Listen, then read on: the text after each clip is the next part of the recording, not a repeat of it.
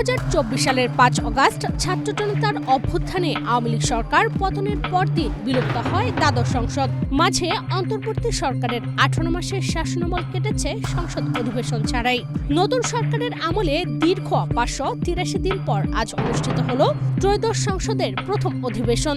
বিগত 1.5 দশকে যারা নিজেদেরকে এমপি পরিচয় দিয়েছিল তারা কেউ জনগণের ভোটে নির্বাচিত ছিল না। এদিন সকাল 10:55 সংসদ অধিবেশন কক্ষে প্রবেশ করেন সংসদ নেতা প্রধানমন্ত্রী তারেক রহমান।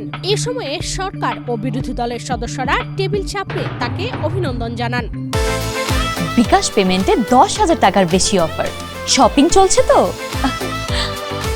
24-এর গণ অভ্যুত্থানের পরিপ্রেক্ষিতে দ্বাদশ সংসদের স্পিকার শিরীন শারমিন চৌধুরী ও ডেপুটি স্পিকার শামসুল হক টুকুর অনুপস্থিতিতে সংসদ সদস্যদের সর্বসম্মত সিদ্ধান্তে প্রবীণ সংসদ সদস্য খন্দকার মোশাররফ হোসেন এ অধিবেশনে সভাপতিত্ব করেন। অধিবেশন শুরুতে সংসদ সচিবালয়ের সচিব কানিস মাওলা কার্যক্রমের সূচনা করেন। তারপর বেলা 11:05 কোরআন তিলাওয়াতের মধ্য দিয়ে সংসদ অধিবেশন শুরু হয়। এরপর সূচনা বক্তব্য রাখেন সংসদ নেতা প্রধানমন্ত্রী তারেক রহমান।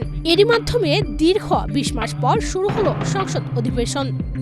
আজ থেকে এই মহান সংসদের নির্বাচিত প্রত্যেক সদস্য আপনাদের চোখে সমান। এখন প্রশ্ন হলো, দেশের নীতি নির্ধারণী পর্যায়ের ব্যক্তিদের নিয়ে চলা সংসদ অধিবেশনের খরচ কেমন? প্রতি মিনিটে সংসদ অধিবেশনে কত টাকা ব্যয় হয়? বাংলাদেশের সংসদ পরিচালনার খরচ সম্পর্কে সঠিক তথ্য বিভিন্ন সময়ে পরিবর্তিত হতে পারে এবং এটি নির্ভর করে সংসদের কার্যক্রম, সময়কাল এবং অন্যান্য প্রশাসনিক ব্যয়ের উপর।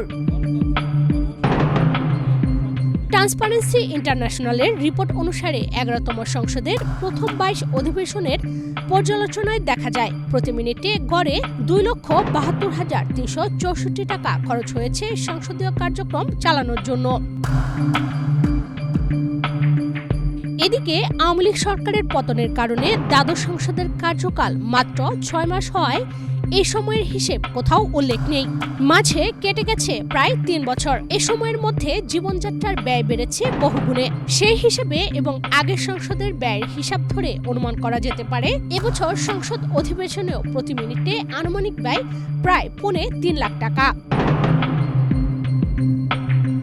আজ সকাল 11টায় শুরু হওয়া ত্রয়োদশ সংসদের প্রথম অধিবেশন দুপুরের বিরতি বাদে বিকেল 4:30 পর্যন্ত চলে। মাঝে 1 ঘন্টা বিরতি দেওয়ার পরও অধিবেশন চলেছে 5 ঘন্টার বেশি সময়। ইশরাত চৈতি, বাংলাদেশ প্রতিদিন।